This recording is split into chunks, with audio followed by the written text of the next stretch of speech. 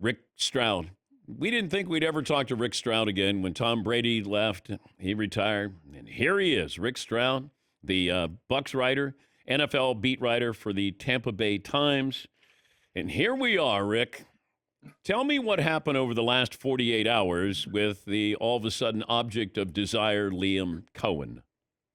Dan, we're the land of runaway brides, man. Bill Parcells did it twice. Chip Kelly did it once. So keep your receipt on the crystal stemware around here. But, look, Liam Cohen did a great job last year in his first season with the Bucs on offense, obviously. And so they didn't want to lose him. And they knew that he had one interview with Jacksonville virtually. He was supposed to go up there on Wednesday. Bucs got him to agree to a record contract, one of the highest paid coordinators in football, something like $4.5 million a year. But it was contingent on him not going back to Jacksonville. And they thought he was going to come in. There was some talk about a Zoom call with him and all this. He didn't come in on Wednesday. And they didn't hear from him from about 2:30 on Wednesday till about 5 o'clock on Thursday. He was 0 dark 30 on him. So I think they got a little suspicious. And finally, he did call Todd Bowles around 5 o'clock on Thursday to let him know that his kid was in fact sick. He had been with him sometime that day. But, oh, by the way, I'm going to look back into the Jacksonville situation when, in fact, I think that deal was all but done. So they were pretty upset in Tampa Bay, as you can imagine. And now they need a new coordinator. Okay. I know that people have brought up his son went to the hospital, but in the court, I mean, this just looks messy. Yeah. That maybe his son, obviously has something, going through something. Mm-hmm. His wife just posted something an hour ago, but you still got on a plane and went to Jacksonville, correct? Absolutely. He did. He did not tell the Bucs he was there. I've talked to many of those guys over there. They're just very upset, and it's just not the way you do business. You didn't have to sign the contract per se, and nothing was going to, really prevent you from interviewing for a head coaching job. You can't block a guy to do that. But the whole interpersonal thing, just kind of flying up there without telling people he was gone, and then not really being, forthright when he did tell Todd Bowles that, he's kind of looking back into it. But at that point, I think he'd already been to Jacksonville. So the timeline is bad. It's like a few good bucks, and we're trying to check the tower logs and see, when he left and all that stuff. It's just a mess. And the bottom line is the Bucs will now have their fourth offensive coordinator in as many years. Wow. And for Baker Mayfield, it might be 8. I'm not sure. I've lost count. But so it affects them obviously next season. What's Jacksonville getting? Well, they're getting a guy that they better anchor down because he's only, he's been to like 5 different places in the last 5 years, but he's a hell of a play caller. He really is. He did a nice job schematically. He runs an offense that was similar to what he did in Los Angeles with Sean McVay. He never called plays till he got to Tampa in the NFL. But he's a great teacher, and these young players, you saw them get better each week. Bucky Irving, Jalen McMillan, guys that had to step in when they lost Mike Evans, when they lost Chris Godwin for the season.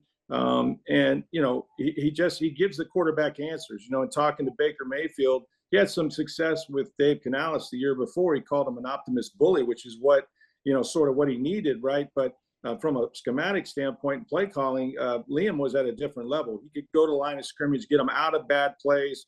And you saw what Baker did, right? 41 touchdowns, 4,500 yards, 71%. I mean, he was lights out except for too many interceptions. But I just think that they're going to miss his ability to teach and develop, and really, the schematics were so good for this football team. Is he a head coach though? I don't know, and the thing about that is as great as he was as an offensive coordinator, that's a different job. I mean, there's going to be 5 things a day that you're not prepared to have to deal with, anything from, your girlfriend broke up with you, your mom's sick, whatever it is. And so that's going to take away from his game planning. I assume he's going to continue to try to call plays.